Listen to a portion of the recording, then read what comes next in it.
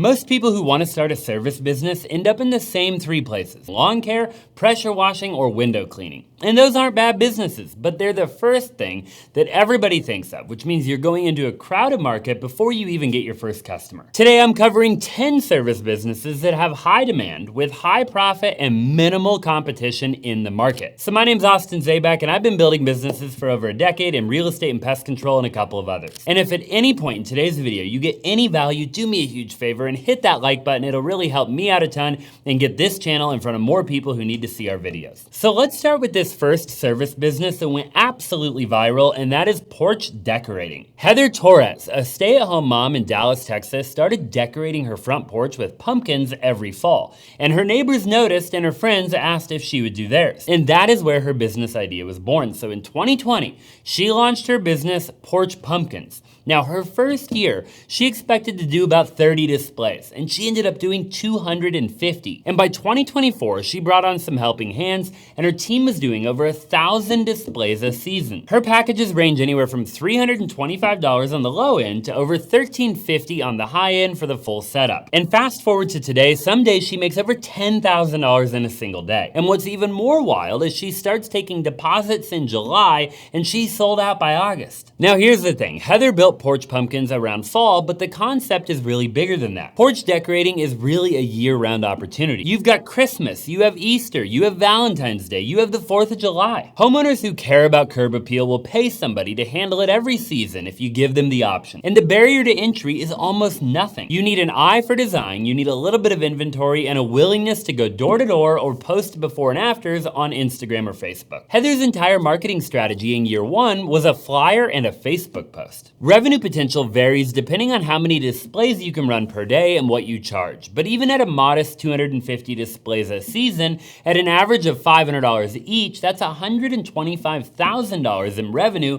from a single fall season. Now, if you build out all the other holidays, you've got a year-round business netting you probably multiple six figures. And this isn't a franchised business model, and it can be done as a one-person operation. While everybody else is out there fighting for the same customers in the same industries, you're building something that nobody in your city has probably even thought to start yet. And that is exactly why it made #1 on today's list. According to the US Census Bureau, somewhere between 100 and 110 million homes in this country were built before 1995. And if a home was built anywhere between the 1950s and the early 1990s, which covers the majority of that number, there's a good chance that it still has a popcorn ceiling. And that is why popcorn ceiling removal is #2 on today's list. Now, here's why they're everywhere. During the 1970s, builders figured out a cheap way to finish ceilings fast. All they had to do was spray on plaster, let it dry, and paint it white. And it was practical, but now everybody hates them because popcorn ceilings date a home immediately. They trap all of the dust, and they're nearly impossible to clean, and they make an otherwise updated room feel stuck in 1974. Removing them almost always adds perceived value, especially in higher end or renovated homes. Which means you've got motivated homeowners, sellers, and investors all willing to pay somebody to make the problem go away. And here's the thing, the job itself is not complicated. You wet down the ceiling with a pump sprayer,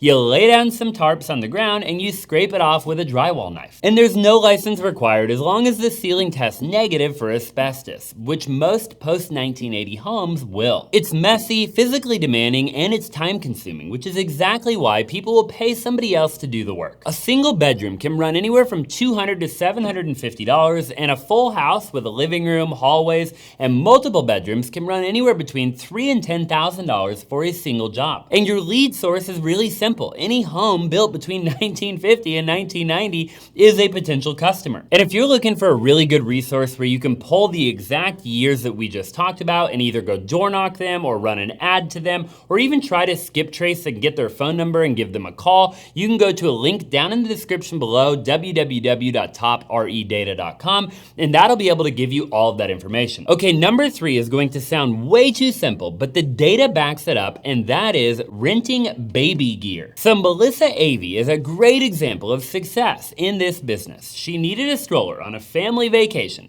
and she found one through an app called BabyQuip. Now, these are parents that literally rent out their baby gear to traveling families. And she was so impressed by the concept that she and her husband signed up as providers in their own town. And in their first full year, they cleared over $85,000, and that is after the app got their cut. And this was was more than Melissa was making at her full-time job. Traveling families don't want to haul around a crib, a stroller, a car seat, and a pack-and-play through an airport. They want to show up at their destination and have it waiting there for them. So you would be the one to own the gear, clean it, deliver it, and pick it up when they leave. BabyQuip is the most market-dominant place to do this because providers keep 78% of what they charge plus tips. And you get to set your own rate, so a crib rental could run you about $20 a day. Now, if you add in a stroller, a car seat, a high chair, you're building a full inventory that rents as a package. And the top providers on the platform are reportedly pulling in about $5,000 to $10,000 a month. And the average is around $1,500 a month, which for a part-time operation is some really dang good money. The startup cost is whatever you already own or whatever you can already acquire secondhand. Now, quality, safety certified gear in good condition is a must-have. A solid starter inventory can be put together for anywhere from $1,000 to $3,000, and the best part is that you can run this entire business literally from your phone in your living room. What makes this particularly interesting is location arbitrage. If you're in a tourist market, beach town, theme park city,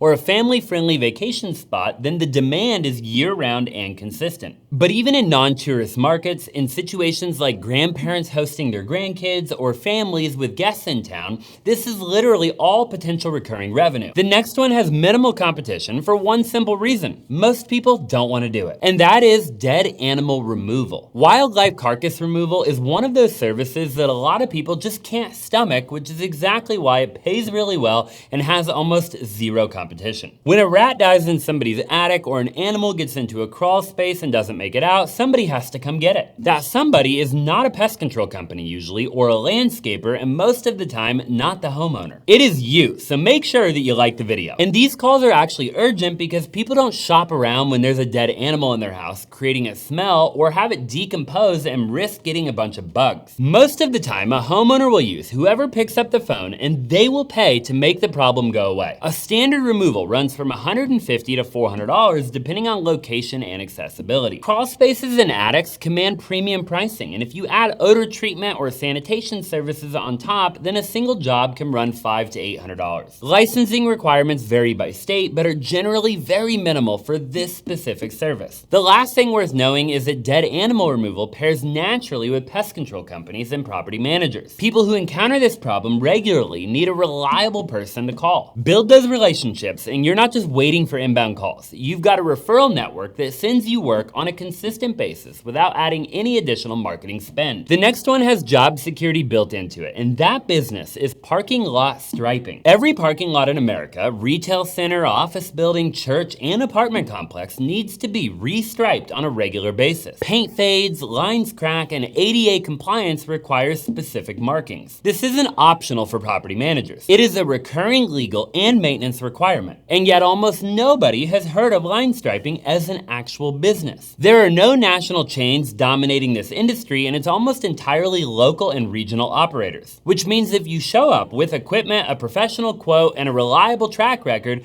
you can build a book of business that renews itself automatically. Pricing is typically based on linear feet or by the stall. And a standard parking lot job for a small commercial property runs anywhere between $500 to $2,000. And the best part is, this is a recurring business model because most contracts are on an annual or biannual maintenance cycle. Equipment costs are your only real investment, and you can get into a basic machine for as little as $500 and can be operational almost immediately. Besides the machine, all you really need is stencils, paint, maybe some insurance, and a general business license, and you're ready to go. Most businesses on this list serve everyone. Number 6 serves one of the wealthiest, fastest growing customer bases in the country, and that business is an aging in place service. As of late 2025, baby boomers, which are people born between 1946 and 1964, control 51% of all of the US wealth. That is roughly $90 trillion. And in 2026, the oldest boomers are turning 80 years old. And the overwhelming majority of them don't want to go into a nursing home. They want to stay in their house that they've been in for 20 or 30 years. And that means that their house needs to be modified to accommodate them. And that is exactly where you come in. Aging in place services involve making homes safer and more accessible for older adults. Grab bars in the bathrooms, handrails on the stairs, ramp installations, non-slip flooring, and wider doorways for wheelchair access. And you have smart home technology that makes it easier to manage daily life independently. And most of the time, these are not complex renovations, so these jobs don't necessarily necessarily require a contractor's license. What they do require is somebody who understands the need, can assess a home, and can execute the modifications correctly. The CAP certification, which stands for the Certified Aging in Place Specialist, gives you the credentials, credibility, and a connection to the broader healthcare and social services network that refers you to all their clients. The financial opportunity here is significant. The demographic paying for this service has the wealth to pay well. A full aging in place assessment and modification package can run between 5 and 20 grand per home. And the market here is only growing. There are roughly 73 million baby boomers in the US. And the demand curve doesn't flatten for another 2 decades. And at the very end of the day, you're not selling a renovation. You're helping somebody stay in the home that they've spent their entire life working for comfortably, safely, and on their own terms. If you're looking for a business with almost zero startup cost, zero saturation, and a customer base that will pay without hesitation, then number 7 is worth paying very close attention to. And that business is car seat cleaning. Here's what the job actually looks like. You completely disassemble the car seat, the straps, the buckles, the harnesses, and the fabric covers, following the manufacturer's guidelines so nothing gets damaged. And you deep clean and sanitize every surface using baby-safe, non-toxic products, getting into all the nooks and crannies where crumbs, spills, and bacteria build up over time. Then you inspect everything, reassemble it, confirm all the safety features are functioning correctly, and return it wrapped and fresh, usually back to the customer's doorstep by 9 a.m. And what most parents don't realize is you can't just hose a car seat down. Saturating a car seat can permanently damage the safety components, which means the whole unit might need to be replaced. That is why this isn't a DIY job. That's the expertise that you're bringing, and that's why parents are willing to pay for it. And moms love this service because anybody who's actually looked inside of a car seat after 6 months knows exactly why. The mess gets into places that you can't reach with a wipe. Now, here's what you need to understand about this customer. A mom is buying peace of mind and one less thing on her mental load. So when you frame this service correctly as safe, non-toxic, done for you, back by 9 a.m.,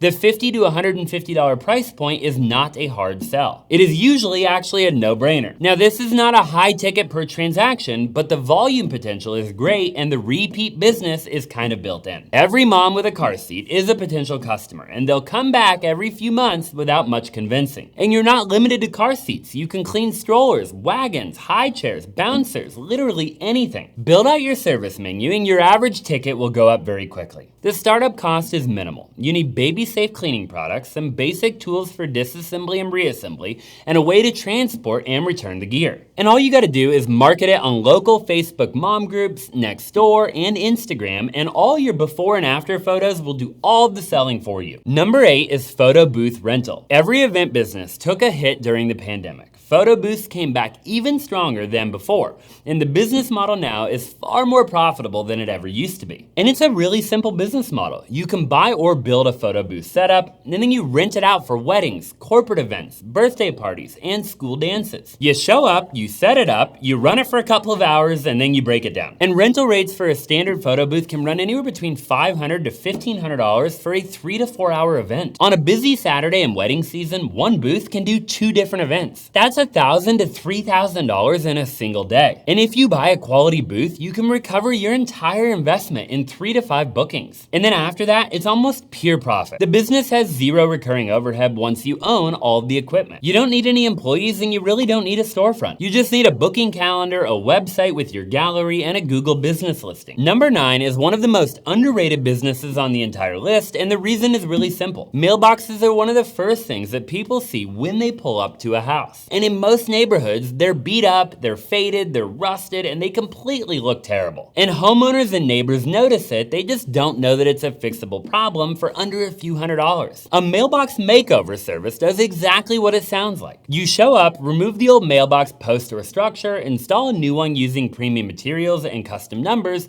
then you leave. You can even have a premium option that includes some landscape around the post if you want to. The whole job takes 1 to 3 hours, and pricing can run anywhere between $200 to $600 for a standard residential mailbox replacement and install. And if you go upscale with brick surround, stone, or custom metalwork, you're looking at anywhere from $800 to $2,000. Real estate agents are a key referral partner here. Every agent wants their listing to show well, and curb appeal is a huge part of that. The startup cost is basically nothing. All you really need are some tools that you probably already have in your garage. Materials are sourced per job, so you don't really have to worry about that. And your margins are really high because the labor is fast and the materials are inexpensive relative to what you're charging. Number 10 is residential holiday lighting. Now, we touched on the porch decorating a little bit earlier, but holiday lighting deserves its own slot completely because the economics are completely different. This isn't about buying a box of lights from Home Depot and stapling them to a house. Professional holiday lighting is a premium service, custom cut with commercial grid lights and professional installation, and people pay serious money for it. A basic residential install can start from $1,000 and up. A full custom display, roofline, trees, bushes, and walkways timed to music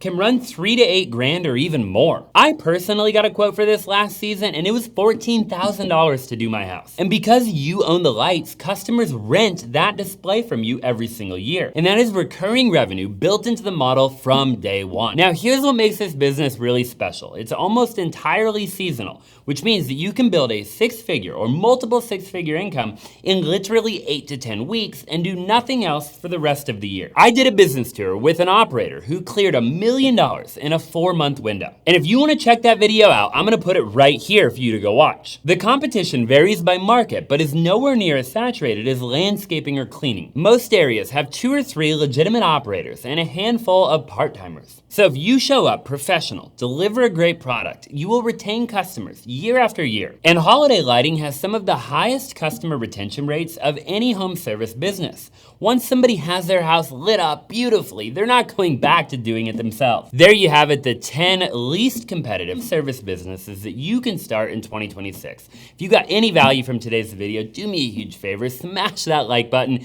It would really mean the world to me and help me out a ton. Drop a comment down below if any of these stuck out to you, and if you're gonna be starting any, I would love to interact and engage with you, and I'll look forward to seeing you in a future video.